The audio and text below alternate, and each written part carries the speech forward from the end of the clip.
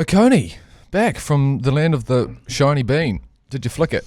I flicked the bean. I went there and had a little look and gave it a twirl and tried to film there. And they said, "Have you got a permit?" And I said, "No."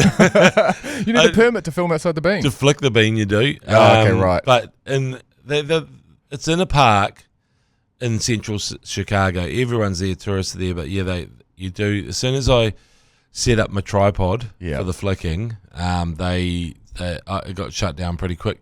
But that was the only issue I had. I was down on the that was pretty much the only one I'm going to talk about. No, there was I was down on the street doing Vox Pops, which is talking to the locals, and I ended up finding this incredible guy who looked like Eugene Levy, from that was when you get someone who's just an absolute doppelganger and same energy and everything. You've always been good at that. When you are looking for someone to do a Vox Pop with, do you go off aesthetic and go, that looks like someone that might have a bit of something? Yeah, I definitely can. You can, over the years, you sort of realise this guy's a character, this person's going to be good. Even though that person's drunk, they're manageable. You know what I mean? Like, there's an art to it. I wouldn't want to do it live because live Voxy's just someone's going to say "fucking right in the pussy" or whatever, And I mean, I don't mind that so per se, but it usually sort of derails the whole the broadcast. And the only people enjoying it are the people in the truck, in the broadcast truck, having the greatest time of their life going, "Oh, did you see that?" The one that comes to mind is the guy that was absolutely tripping his face off when during, I think it might have been a Derby game or an AFC finals game where poor Storm Purvis had to go down there mid-pregnancy and she had to do some live Voxies. And she did so well with what she was given, but that was an example of how south things can go pretty quickly. How are the Americans on telly? Joe, you were thinking of the anal guy. Yeah, I was thinking of the Melody Robinson anal. Yeah, the anal Royal guy. Anal. And Mel, poor old Mel, she sort of walked into that because the guy goes, Surely you know that mash, don't you? I don't know if I know this. Oh, it's very famous. I know the Tay Curtis. No, not the Tay Curtis. No, we've just said Melody anal. Yeah, I know that. Okay, so... Yeah, I was going to say, but there was another anal situation. Okay, so it's back when, just after William and Kate had just been married and there was a whole lot of there's still Carisbrook, I think. A whole lot of people on the terraces, drunk people with spates, beanies and stuff, and the boiler suits. And then Melody said, "So what do you think Will and Kate got up to on their wedding night?" And the guy goes, "I don't think I can say." And she goes, "On TV," and she goes, "Oh, go on." And that was the problem. "Oh, go on." And then he goes, "Anal like this," and then it just.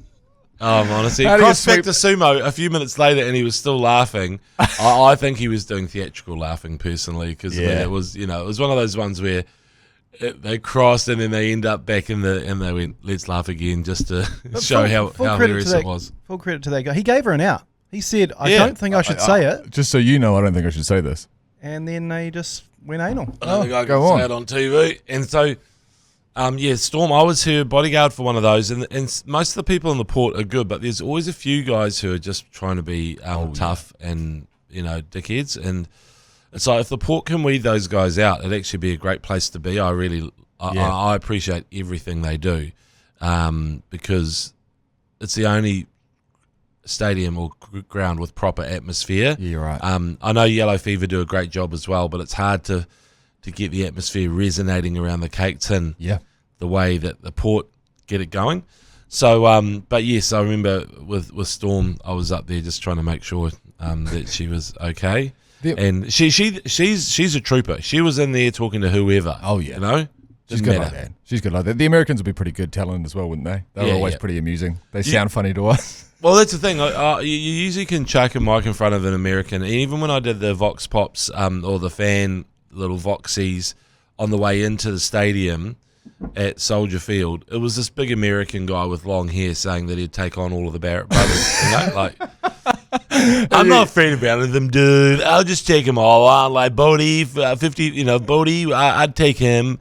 Jordy kind of 50-50, and then Scott, he'd be a problem. And it's like, oh, for fuck's sake. What did you? Actually, let's start the show and then we'll discuss the actual game that took place last week. Live from the Export Beer Garden Studio. This is the Agenda for Friday, the 7th of November. The Agenda Podcast, the home of sporting nonsense and claptrap. Brought to you by Export Ultra. Righty, on the show today, we were going to preview the Kiwis final on Sunday morning. We can still do that briefly, but we were going to get Manaia Stewart in to discuss that, but he purchased the wrong size of wedding ring. So he's currently getting that resized with his now fiancée. So congratulations to Manaia, but that's why he couldn't make it. Jeff. We'll also sweep over the Black Caps really That's quickly. actually really exciting, isn't it? Seeing Awesome. that Manaia and Jeff, one of the great couples. Steph, should we give her official? Is that her actual name? Geez, I think it's Steph. That's Jess. Oh, is it Jess? Oh, it's Jess. See, this is I wouldn't have been able to tell you who. Oh my God, it is Jess, of course. I've been calling her Jeff for so long. Yeah, that's what happens, eh? Then you just got Steph out of somewhere. Yeah. So then what's their name? Would they be Miss or Muss? Oh, couple Mars. name. Yeah, it's true. The Muss? But that's where Manaia is. Anyway, let's start with last week in Chicago. The All Blacks beat Ireland 26 points to 13 in the end. A weird, stuttery first half. A record-breaking 51 minutes. Is that the number that we were looking for? Maybe 52 minutes. Weird game, but a good game. It was a terrible first half. Very clunky. The way they played, though, I mean, they do that sort of box play. Everyone recognises it. You know, there's backdoor option, front door option, which is always great. The Mel Robinson. Yeah. I don't know. I shouldn't be saying that. No, that's not what. That's not what I meant. Okay, sorry, Mel. That's not. But Come on. Anyway, the backdoor option It's was always there. good to have backdoor, front door options It is. when you run the box play. That- That's what I'm saying. That is all you're saying, and that's all we're saying. That's all we're saying. That's right. Thank you. And But, geez, it worked, and then when they got through the last pass, when they penetrated the gap, yeah, well said. when they did penetrate, the issue was the ball on the inside. That was the only problem. Yeah. Because surely when you have the ball on the inside, Yeah. it's an easy thing to do. Yeah, it Yeah. is. It is. And Ball that's- on the outside, you can deal with that. well, you can deal with it, but ball on the inside. Anyway, It's they left a lot of points, I thought, on the field, and they would have been pretty pissed off. The Irish, if they sorry. didn't. No, talking about the All Blacks. Oh, no, sorry, I was just making sure. Yeah, you were the talking All about. Blacks. Yeah, if they would have been pretty pissed off if they didn't come home as strongly as they did. Yeah. Like, it would have been a super awkward video session saying to Will Jordan, "This is regulation pass. What was going on?" You Yeah, know? right, okay. You know, like you would have seen it on the tally pretty Yeah, well. when we were commentating, there was a couple of comments about his performance for sure. But you reckon the ABs, they got the job done? I mean, it's been, about a decade since we were there last and we lost to the Irish, and that was the beginning of something, it felt like.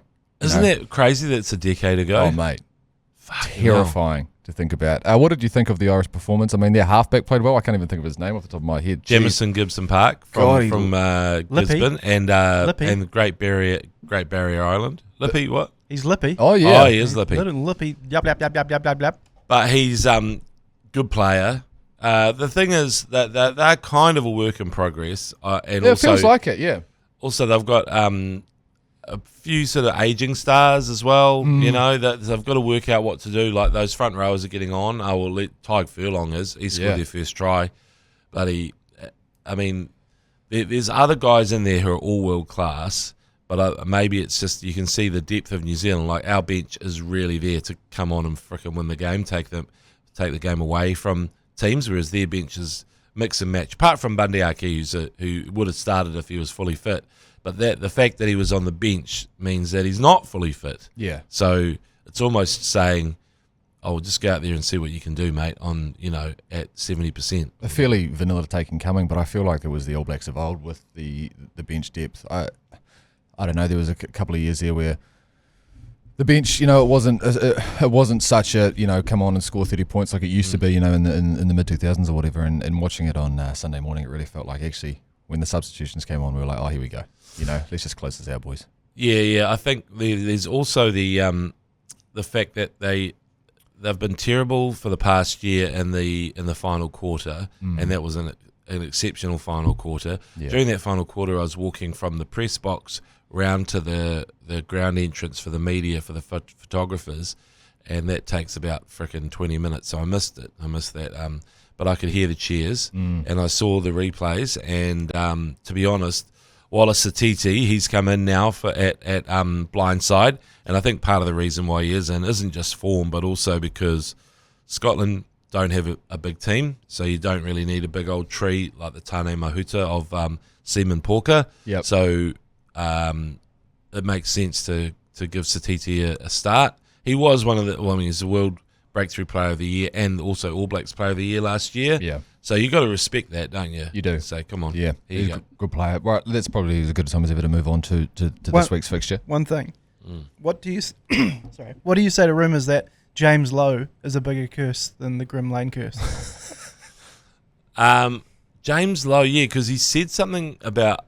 He celebrated when Bodie kicked that ball out on the full, and just before the All Blacks scored the try to put them back up 14-10. Yeah. He's celebrating like hands in the air, woo, in his face, and then after that it all turned. He does do mid-game celebs, and also he can't hide his emotions. He's amazing. If he gets a yellow card, he blushes. He gets really kind of it's cute. Yeah, and, it was quite cute, yeah. I used to have he was my holding picture on my Twitter profile because just the feelings that you get from James Lowe's face is just incredible. He's had a bad record against the All Blacks, because other Irish players I think have been there for the wins. But maybe not James Lowe. Is that what you're saying, Joe Jury? So, yeah, G-Lane's curse is pretty bloody strong, though. Yeah, I mean, it's a tough allegation to throw out there that it's worse than the G-Lane curse. I think G-Lane wins it every time because he's got zero to do with the game, and yet he still impacts it. Yeah. You know, like Yeah. Well I mean, yeah, and nobody really wants him there as well. No, this is the It's thing. like, we could do without you, G-Lane, and he's just there. So we're at the Scottish at. How are they going to stack up against the ABs at 4 a.m. on Sunday morning, do you think? So they do have Finn Russell, who's kind of like their talisman, their number 10. He's the Lions' number 10. He's probably he's a World 15 material at his best, on his best day. Is he the best fly half in World Rugby at the moment? Possibly. How did you feel about Bodie? Actually, while we're discussing that, how did you feel about Bodie on Sunday? I thought Bodie was really good. Yeah, Bodie was good. Yeah, Bodie looked sharp. I'm just talking about current players peaking at their, climaxing. Who else will be in that conversation then? How do we feel it's about tough the Smith? because England, Smith or whatever. well, he didn't even play the other day. It was George Ford, right? So, I like Marcus Smith. I think he is proper talent. Roman Intermac, if he can get on the field, is probably World 15 material. Okay. But let's just be honest. Finn Russell is a world-class player. The real deal, yeah. They haven't got Duhan van der Merwe, the South African wing, so he's not there. But they've got Tuipulotu, who's not Evan Charlton One News. He's not there. He's I think he's given up the media, actually. Tuipulotu, Evan Charlton. One News. But there's, these guys like Darcy Graham, absolutely lightning quick. He's rapid. They are missing Hugh Jones. But I look at it and go, that's a pretty strong Scottish side. They've never beaten the All Blacks. That's obviously the biggest hoodoo in World Rugby. Could they do it? Yeah, maybe. I mean, if you look at the All Blacks team, it's green pair of locks, Josh Lord and Fabian Holland. Lord, obviously, is our answer to the Loch Ness Monster, because Chiefs fans have never seen him, and so he exists. Yep, he's in the All Blacks. He's real. He's there. So he's real. Well, the name's there anyway. Yeah, he's right there. I mean, let's have a look at the other names that are on this list. The only two of note that are out are 2/3 of the rugby playing Barrett brothers. Scotty with a laceration across the top. Was that an old school rucking manoeuvre that caused that? Might have been. It looked like it. Those plastic studs are actually worse than the metal ones because they create little kind of shards, don't they? And then Shiv ya. Scotty's out with what was a fairly dubious hip drop. Did you? Oh, was that Geordie? Oh, sorry, Geordie. Yeah, forgive me. Yeah, which he originally went down with what looked like it might have been just a ACL, just being twung off the back of a hip drop. But it might be an ankle thing, or I don't know. He's coming home anyway. So that's fine because I think Quinn Tupai and Lester Whanganuku, who played most in midfield. Whanganuku is at centre where he played for Toulon. He also played loose forward for Toulon. He'd start the game in midfield and finish the game at loose forward. I had no idea about this until I interviewed him over in Chicago. I'm going, this is kind of interesting shit. I need to... I want the Whanganuku story is incredible, really, and I didn't ask him because I like to get permission for certain nicknames. Okay. And I did see Seaman Porker, and I did see Lester find me an igloo, and I didn't actually ask, and I should have because I mean, the Find Me an Igloo is an easier conversation to have than the Seaman Porker, I think. No, I feel like the way Seaman Porker, as a farm boy from Northland, I feel like that probably is his nickname. Yeah.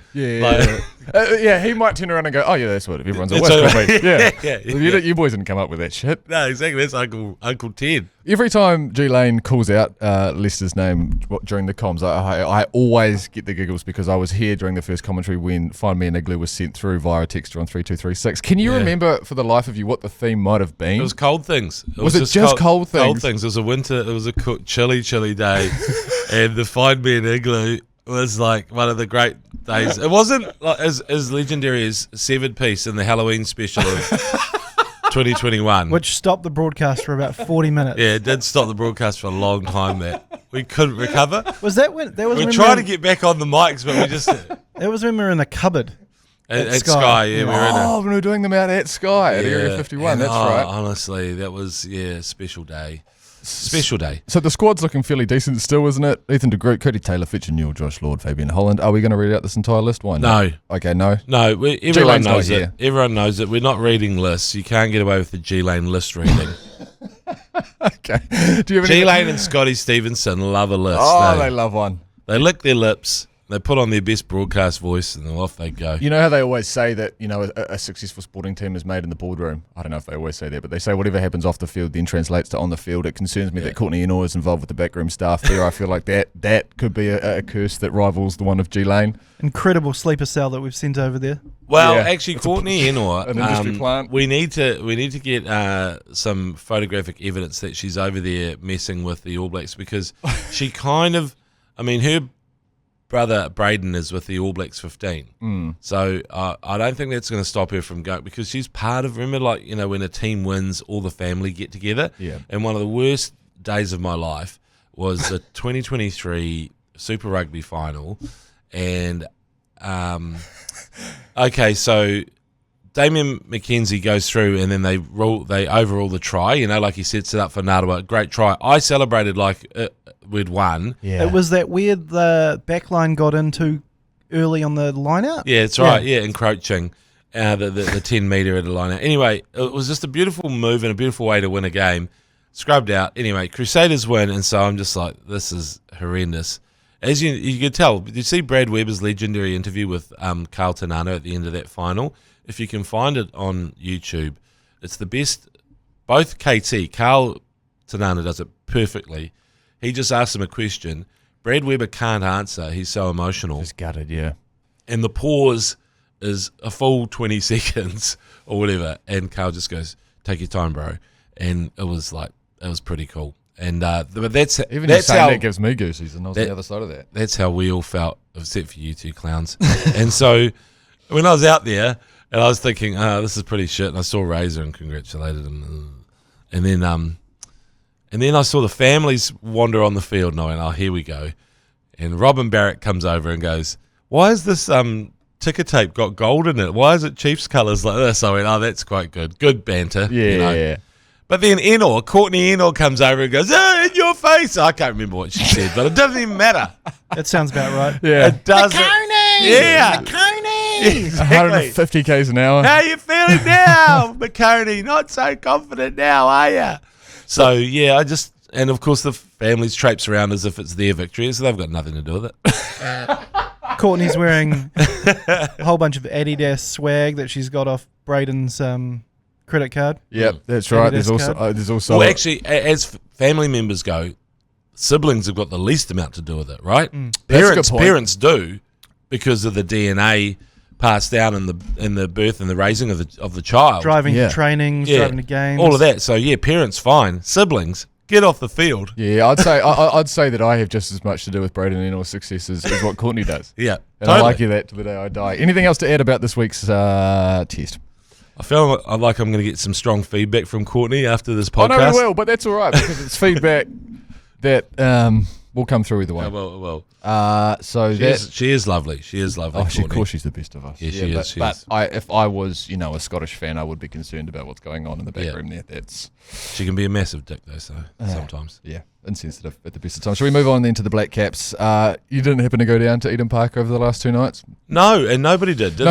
No, that's what I was asking. What is going on with cricket? What are we doing? How do we fix it? Because it worries me because I think rugby's shitting its pants as well, and but of course they play to a sellout Soldier Field and it makes them forget about the 7,000 at a Canes game or the 5,000 at a Blues game. You know what I mean? Like it's a distant memory when you look at 69,000 or whatever it was. Yeah, was it 69? I don't know, but it sounds good. Is it nice? It was pretty nice.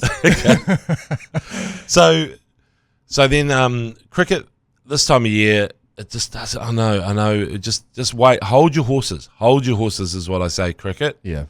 I know it seems like a good idea, and obviously the broadcast revenue works for you internationally or whatever, because ICC probably want a full calendar. Yeah. And XYZ, but I think people. Did we win last night? Yeah, we did win just in the end. We put about 207 on the board, and they got it within the last over. 204. They fell a couple of runs short. Who did they have? They had Pollard and someone else in the. Pollard and Paul Stewart Ford. Oh yeah, Paul Stewart Ford. What's his name? I don't know. His last name is Ford. His name is no, there was someone Matthew Ford. Oh right, yes. But this is their game. This is their game, the West Indies. They've got their successful T20 league over there, and this is about as good as they're going to be, I think. I think we might see the best of the Windies in these shorter formats for sure. I think they're going to struggle when we get to the Test matches. I was talking to Dylan Cleaver and Paul Stewart Ford while we were recording the BYC this morning, and they touched on this briefly about the crowds that we were getting at Eden Park. They had a couple of reasons. The first one was the results that have come at Eden Park. We've played a couple of Sri Lanka games there. We've fallen well short. We don't have a good record at Eden Park, so we don't, win a lot of cricket. Second of all, it's a weeknight, and unfortunately that does matter. It's 7:15. People can't get home. And then the third and the biggest point that DC wanted to make was that at the end of the day, this reminds us that you need to have players playing a game that sell tickets. And it feels like a harsh thing to say about the boys that are down there playing, and they've been putting on good performances for the last couple of weeks, especially against the English. But you need the likes of your Finn Allens playing. Yeah, that kids can go along and feel like they might have a chance at catching a crowd six. You need Kane Williamson's playing because they're the best players that have ever played the game, and that sells a ticket on its own. So that was their conclusion on that, and it just, yeah, I feel like we're entering a situation that is a lot like you see in English Premier League as well, where fans almost start getting to a point where they feel a little bit separated between the club, and by club I mean in this situation New Zealand cricket. There's a bit of a distance there, and they feel like actually we're not all heading towards the same thing. Is it like the fandom feel a little bit like they're getting a little bit let down by NZ cricket about when their games are being played or something? I don't know. I just feel like people just don't want to go down. Where? I dispute with that. I think people are going down a lot. Oh yeah, sorry. No, I think they are. I think they're still doing it. Well, that's good. That's a relief to me. I think you're on the wrong track there. I think, but in terms of attending cricket games, games, I think there is a problem. I've grown up south of the Waimea. I forget that people are still going down, but they are. But so what was your solution? I feel they like don't have a solution. They don't have it. So and we very rarely have solutions here at the agenda. We just like to pick holes in. Yeah. Look, there's about 3 or 4 problems stacking up. One is the time of year. 2 is Thursday night in Auckland. It's only going to be frickin' some massive concert that's going to pack anything out. Like, let's be honest. A once in a lifetime. Okay, yeah, Cirque du Soleil. Maybe that's the one. Yeah, players, why don't they wear leotards? I'm sure the West Indies will be in favour of that. Yes. Some of the Kiwis, maybe not. Maybe not. Yeah. Well, that is. I mean, that's an option that we can explore. Is if we are going to start playing in leotards, that might work in our favour.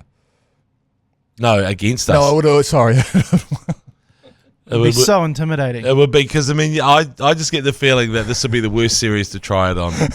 But maybe like the English would probably be better. Yeah, we could take them on the leotards. Compete, Yeah. Well, the South Africans, you don't want to be. Yeah, the West Indies.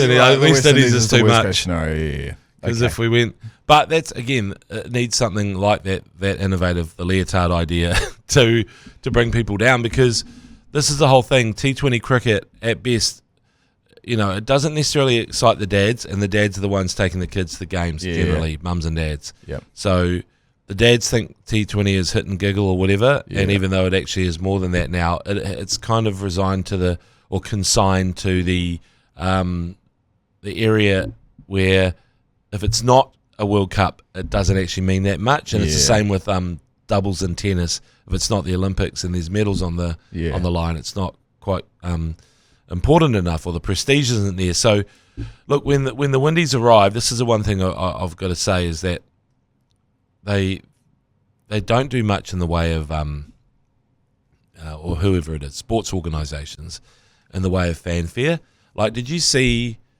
And I think it was probably the 2011 Rugby World Cup was the first time I ever saw arrival parties for teams. And the Tongan one is the stuff of legend. Yeah, we've still got that on file at Crowd Goes Wild, and that changed everything, I think. And I reckon that kind of hype is what drove the. I mean, I haven't seen Tongan flags, but pre-2011, there was nothing like that. You know what I mean? Like, I just think. And now it's a guarantee. Now it's a guarantee. And so this is where cricket needs to go. I remember as a young fella, and you're probably the same, Joe Jury, when the West Indies came out, you'd be like, holy shit, I might get to see Viv Richards or Brian Lara or whatever. And so there was just that excitement. Carl Hooper. But name a West Indies player in this team you won't even know, right? I know we know West Indies players, but you're not sure who's in this team. Yeah. And this is where it's like, because there's that information gap, they've got to fill the gap somehow. Yeah. And so they've got to say, Matthew Ford is the most exciting young prospect that's come out of West Indies for years and years. You should come and watch him play. Yeah. But there's none of that kind of hype. In fact, the complete opposite. There was an article that was posted in Stuff this week, and I won't name who it was, but it was, because I can't actually tell you. But like, the headline was, "Is this the worst West Indies team ever to tour New Zealand?" And as someone that is a series. Yeah, as someone that is allegedly a cricket fan doing some journalism on cricket, I don't know if that you can't tell me that that's good for the game and good for the judge up of a series. And now, because the average person does just read the front page of the stuff, and all of a sudden that's enough for them to not care about the game anymore. Yeah, and also that's the other thing is, like, prove that they're the worst. I mean, like, you don't. I mean, I know there are stats out there that probably say they're not. Mega sort of, they're not big stars or whatever, but at the same time, I mean, there's about, most of the players are sort of early 30s, so they're kind of in that cricketing prime, if you like. It's always a little bit older sometimes for cricket. Yeah. But then there's, like, who was the guy who was batting with with Pollard initially? He was an absolute beast of a man, and I was like, Shepherd. Romario Shepherd. Shepherd. Looked like Zion Williamson. Honestly, yeah, exactly. He is an absolute brute, and I was like, this is actually kind of cool. I want to see what this guy can do. Yeah. 4 sixes. Yep. I know it's only Eden Park, but still, man, it's entertainment. Yeah, and as Paul said this morning, he was like, as a father, I need to be made to go to a game that, is worth the kids being annoying the following day because they're tired, like, they need to be able to. There needs to be a reason to go to watch a game of cricket, and I feel bad for the players that are playing right now as well, because there's a new generation of cricket, and we've got our bowling attack is looking way better than we thought we would. We were feeling fairly negative about the whole situation after Trenti and Southey moved on and whatever. The players are playing some good fucking cricket, but still only 18 people show up to Eden Park. So I don't know what to do. Yeah. I just feel bad for the boys that are playing some good cricket, and I just want to get a little bit more excited about it. But at least next year, the schedule looks on. Well, slow your roll, Mashy. I think there is stuff that we can do, and I think that we can actually, as the ACC, we can reach out and reach around to New Zealand cricket. I think a full reach around is what we need to do with Scott Wienick, the CEO, and we'll offer him that. Isn't that right, Joe Jury? Because the ACC is here to support New Zealand sport. Fucking we are. And so we can see right now the situations it's pretty dire right now. So we've got to get in there and say, look, we can help. Yeah. Because I mean, this is the whole thing. We could be doing build up shows in the days leading up, and letting people know how to get to Eden Park. Yeah. Does everyone know where Eden Park is? Do you know what that game looked like? it looked like last night is when, in COVID times, when you're only allowed 100 people or something in an event. Yeah. That's what it looked like. It did actually, the social Empty distancing. stadium. It was brutal. 3 seats in between each punter. But the other One thing, Peter Fulton. they used to do when I was a young fella is if there was a tour, there'd be a magazine that you could buy, probably sponsored by Rothmans, that had all the player profiles in it and the stats and photos were all grainy shit photos, but it didn't matter because that was how you got your information. Now we've got this freaking internet everywhere, and there's no information. Yeah. Like you find me a fucking profile on these guys coming to New Zealand or in one area, in one kind of like spot. Yeah. And I reckon you'd struggle, I'm not sure about New Zealand cricket, but you'd struggle with a lot of New Zealand sports teams to find a profile on your, like for example, favourite NPC player. Yeah. Go and find a profile of them. Yeah, tough. Like a proper one that says favourite food, favourite movie, blah, blah, blah.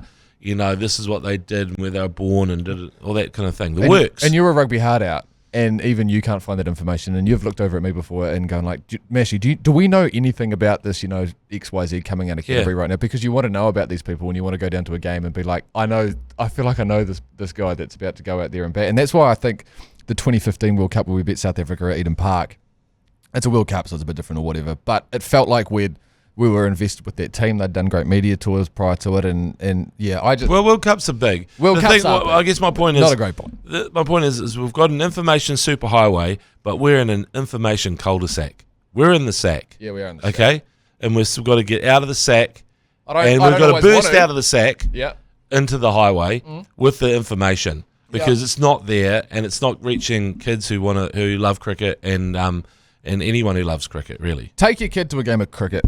It'll change their life, for God's sake. Yeah, okay. Exactly, I agree. Yeah, fucking love it. Up the back caps. And again, of course, they're playing on Sunday, and we'll be commentating that live and free here on iHeartradio. Right, let's take a break, and we'll come back and read a liner word for word, and then we'll discuss the Kiwis final on Sunday morning. Okay, you can win the ultimate LA Game Day experience and experience it all with Air New Zealand. Going in the draw is easy. Just tune into the ACC Summer of Cricket commentary on iHeartradio throughout November, and you'll get a special link to enter to win the ultimate LA Game Day experience, as well as Air New Zealand return economy flights for 2 to Los Angeles. The prize, thanks to LA Tourism, also includes 5 nights accommodation in a 4-star LA hotel, 2 times LA Lakers tickets, 2 times tickets to Crypto.com Arena for a bit of a tour around there, 2 times tickets to the Cosm LA to view a major league game, the ultimate sports viewing venue, by the way, if you're not familiar with the Cosm. Also, a couple of tickets to the Universal Studios Hollywood Experience, and you also get a couple of express passes with that. And then return flights, of course, and airport transfers to LAX, and that's all going to be for 2 people. For all the details, just text LA to 32336, and hopefully you can win yourself a trip to LA thanks to the great New Zealanders at Air New Zealand. Right, moving Experience it all with Air New Zealand. Experience it all with Air New Zealand. Awesome. We happy with that? Yeah, I'm keen on that. Where's the trip to? LA.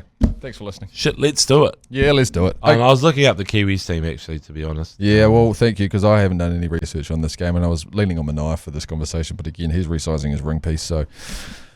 Why is the game in Sydney, James Saccone? Why? Yeah, good question. I mean...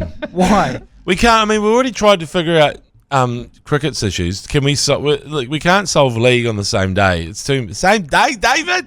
It's too much. Yeah, the Eden Park packed out with 40,000 Tongan fans. Fuck, how good did the colour look? I know. I beg your pardon. How good did the red colour look? Honestly, it was like so... I mean, the atmosphere's been incredible. I know, I think they sell deals, don't they? They sell deals. Yeah. And which stadium? Is it in that revamped Sydney football stadium? Is that the one? Yes. Yeah. Look, I don't care, but the thing is, what I do care about is that the Kiwis and Samoa, it's a blockbuster, this game. There was nothing in it last time. Samoa probably should have won it. They have probably more superstars, I reckon, because if you look at is it old Casey McLean, our young centre? Yeah, he's 19 or 20, so yeah, future superstar. But he's a young fella coming through, really. Whereas they've got Roger Tuivasa-Sheck, Payne Haas, Jerome Luai. You know, the list goes on. Dean Mariner, who's just won a bloody title, Brian To'o, that's a stacked team. So I know that The Rock, Dwayne Johnson, he'll be torn, right? No, he's a massive Samoa fan. But he did live in Grey Lynn for a while, fun fact. Everyone knows was he in Grey Lynn? Yeah. I didn't realise that was the suburb he resides in. Where's Taika Waititi at the moment? He's in Point Chev. Oh, he's Point Chev. Yeah, one of the two. I think he's next door to the helipad. Oh, no, he's not. That's Westmere, isn't it? Is that Ali Williams got the helipad? Oh, yeah. Where does Rita Ora spend much time here? She does. I've met her. Have you? Yes. Why? How? She came down to touch footy one night. What? And I actually... How's her step? No, she didn't play. Oh, right, okay. But Taika was out playing, and of course, when you've got too many actors on the field, they all play up. They all start doing acting things. He started river dancing, and I was like... I said to my mate beside me, we've got too many actors. We're taking the piss. Yeah. No one wants to pick the ball up and run it straight. Yeah, exactly. And also... Game's gone soft. Game's gone soft. Taika's river dancing. All the actors start to sort of join in because they want to be in his next project, his next movie. It sucks. But anyway, as the game settled down, I put Taika through a hole. He scored the winning try, and in front of Rita Ora, it was a proper Hollywood moment. And the celebrations, that was the time when I said, Taika, put me in your next movie, mate, because all these other actors who are just sucking you off, I actually made you score a winning try in front of your missus. So running a hardcore dummy line. Yeah, exactly. That must count for something. Oh, that's a good yarn. I can't believe I haven't heard that. But are you thinking that Samoa might get up Sunday? It's fairly even, isn't it? It's exciting. I feel like it's going to be a hell of a game. So it's the thing is, Kieran Foran, thank you for your service. But if Jerome Hughes was playing with Dylan Brown in the halves, I'd say we win. Okay. But right now, and I'm not blaming Kieran Foran. No, he's been incredible for us, and I'm sure he's going to be gutsy as hell. Gutsy as all hell. But just missing that little bit of edge. Although I did see that Scott Sorensen is back on the bench from the Panthers. Xavier Willison looks to be on the bench as well, which and I think he should have been from the start. But maybe it was because he'd played such a big role for the Broncos that he was.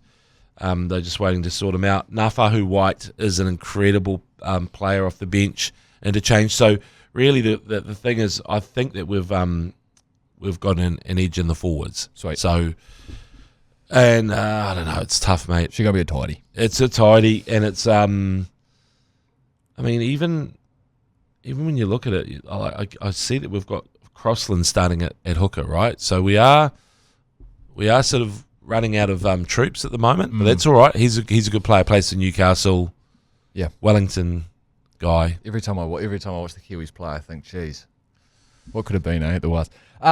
What could have been at the Waz? I know Nafahu White's the one that hurts the most. Papali'i. It's Papali'i. That's also another. Isaiah Papali'i. True. Well, he was at the Waz, and then we let him go. But Nafahu White is just such a freaking incredible talent. He's playing for the Roosters, and he's Kelston boy and Westy Hard. Yeah. I see, mate. Yeah, Papali'i. Well, Papali'i did a little tour, hasn't he? He's gone and played for. Has he played for Eels, Tigers, and Panthers? Yeah. I haven't got this on the run sheet, so you'll have to forgive me, but I've just remembered that we've got a derby. We've got a derby this weekend. Yeah, we do. Auckland FC versus Phoenix down in Wellington on Sunday. I don't know the kickoff time, but we can look at that right now on Tribe, which is bloody good at that. You're an investor, are you? Yeah. Well, I mean, anything could. Sharesies, I've invested in Tribe. Do you have any idea on how the Phoenix are looking this year? I don't spend a hell of a lot of time watching them. I choose to just watch the AFC game each year. It's actually 7 p.m. on Saturday. Yeah. Oh, my friend said they were down there on Sunday, so it's actually Saturday. You might want to give them a text and say, hey, you need to got the wrong day. Switch your days. You got the wrong day. So, Auckland FC go through as favourites, but from what I've seen, attack-wise, Wellington are just as good. Yeah. And in fact, they've got a really, really good new import, and that's often the key. So the Auckland FC lost a good import, Moreno, with the big ears from Colombia. Yeah. He's got a lot of clutch goals last year for AFC. Shit, he was good. Really weird signing, apparently, because they signed him and they didn't hear from him for like 2 months or something. I thought, is he going to turn up? Have you heard from Moreno? And then suddenly he turns up. Yeah.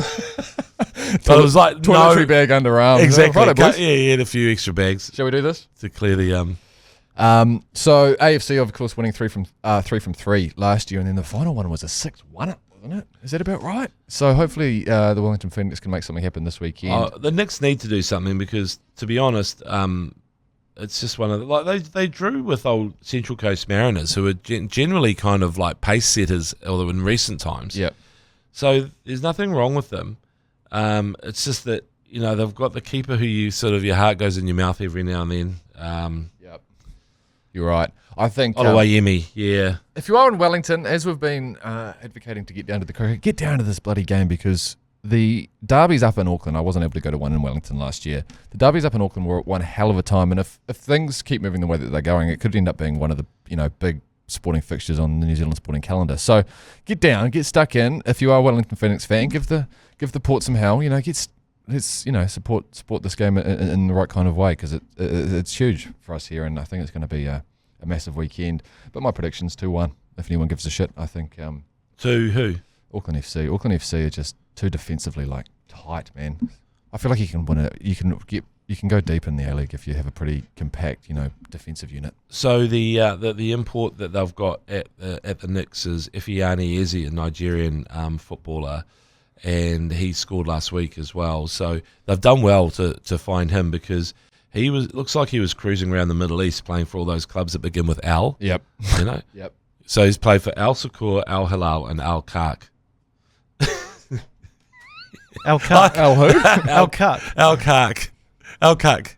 Yeah, he's big. And Al Kark is... I wish I'd known that. I could have spent the last 45 minutes brainstorming a joke for that. So he was sick of being Al Kark, and he decided he's going to go and be the man at the Knicks. So, this is the whole thing is... the Phoenix feel like they've been left behind, even with this Oceania Pro League or whatever, Champions League. They weren't invited. They invited Christchurch instead. So they should play salty. They should be playing frickin' salty. But the best thing about these derby matches is how willing it is. It's like full on. It's almost like contact sport. Oh, it was fucking heated last year. It was, until that big drubbing that you mentioned. It was a great contest and must-see TV. Yeah, 7 o'clock Saturday. AFC will play the same way they always do, just defensively compact and then swing it into the box, hopefully hit the head of that big semi-con. Swing it. They just like to whip a ball in. Is it Francis de Vries? Is that his name? He has got the wand for the left foot. Yeah, Jeez, incredible. That left foot whip he gets on that thing is nuts. Apparently he was playing like low-level footy in Switzerland or something like that. Sweden. Oh, Sweden was it? Yeah, he's done quite well on the WAG front, I feel like, Francis. Oh, is he? Good man. Yeah, exactly. He's Good done man. very well. But you should actually, I feel there's a series here, Mashy, like in WAGs or? No, we definitely, man. that would be more of an ACC series. New Zealand WAGs. We're WAGs of New Zealand. With you and G Lane going along as a double interview team. It's like, oh, God. That would be the end of the ACC. I was just thinking a ginger series. Could you do a ginger series? Oh, yeah. Yourself with De Vries. Yeah, Joe Jury can be involved. Yeah. And Ruben Love. Oh, Jesus. I mean, he's doing Redheads a massive favour. Yeah, In fact, too much of a favour. I think he said it, he's like a unicorn. He's a king ginger. He's a kinger. And he's still got a bit of olive in the skin. Yeah. Jealous. Okay, that's enough sport, I think. We'll take a break and we'll come back with a couple of yours, pleases. Okay. Yours, please. Brought to you by Export Ultra. All right, it's that time of the show where we try and separate ourselves from your hot takes, listener. Feel free to fire a message through to us via the iHeartradio app. It's just that microphone button there. You've got 30 seconds to send us a note and we'll get to them all at some stage. First one of the day. Yours, please. G'day, lads. Hey, just thinking about how shit New Zealand cricket is at scheduling these games.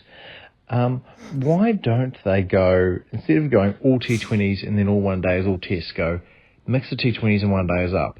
Let's play a one-dayer on a Saturday, T20 Thursday, Tuesday, Thursday, one-dayer on a Saturday, T20 Tuesday, Thursday. So then people actually go to the games, possibly. Yeah, love yous, fuck yous. He's suggested this before. I've been on yours, please, and he's definitely pushing this barrow. Jeez, it's not bad. Not a bad barrow. It's not a bad barrow, but I can't even quite get my head around it as a fairly simple There's so many different players that that are involved. It's tricky. Not that many, though. Oh, is he just saying one day is in T20s, not tests as well? No, just one days in T20s. Yeah, not okay. tests. No. All right. No, so you'd have a test match playing. You could have a test match playing during the day, and then you have a T20 So that nighttime. plays at night time. Yeah, that might work. That might work. Yeah, I don't know. That's throwing a lot at it. I think we're probably getting somewhere when we say let's actually try and get awareness and excitement back to the ground. If you have more games, imagine if you had more crowds of 18 or 25 or whatever you want. Like that would be. Imagine it's not a case of if you build it and they will come. Yeah, sometimes they don't come. So quite often they don't come. Yeah, that's right. And apparently they don't tell you that they're not coming. No. And Sometimes they're they're fake coming. Exactly. They fake they're coming, and then it's like, I thought you came, and it's like, no, I didn't come. But you said that you were going to be at the cricket. I was distracted. Yeah. Okay. Had other things on. Yeah, I feel like I was turning into an NZ cricket pylon, and that's never what I want to be a part of, because I always want people to fucking, love their sport rather than shit on it relentlessly, and we do tend to come across that way. But it's good to keep those solutions coming in. If you've got any more, get them through. We were talking to the Whakamana Express, Lockie Ferguson, when he came in for the hole-in-one, the no-sleep till hole-in-one thing, and I asked him about the idea of 2 T20s in one day, and he said that would be easier to recover. He said as a player that would be easier than doing 2 nights back-to-back. He thought, as a player, he thought that if you had 2 games, 2 20s in one day. so you'd have like an 11 a.m. kick-off, and then you'd have, an afternoon, and then you'd have like a 4 o'clock or something like that. He was like, as players, I reckon we could do that. But I mean, that's coming from a man that's been injured a lot lately. Good one. Okay, cool. Okay, next one. Yours, please. What was that last week, boys? We were talking about Wellingtonians not getting out for events. I was just watching the Auckland highlights on the TV, and there's only about 11,000 people there.